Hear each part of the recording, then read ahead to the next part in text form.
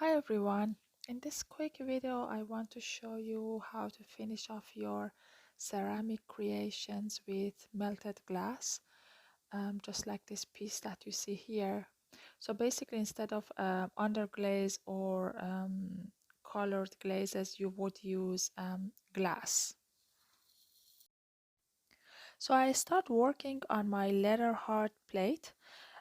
I have made this plate a little thicker than I would normally do because I want to carve it a little deeper than I do usually, and that is because the carved parts are going to be filled with glass.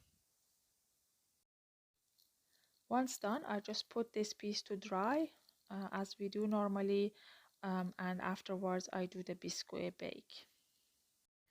So here is the biscuit baked piece. Then I start cutting off some colored glass into small pieces, so I use them later on the plate. First I apply the transparent glaze on my piece, and I just do it everywhere except where I want the glass.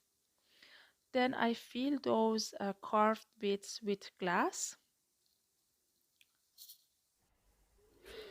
and I put it for glaze firing. And here is the result.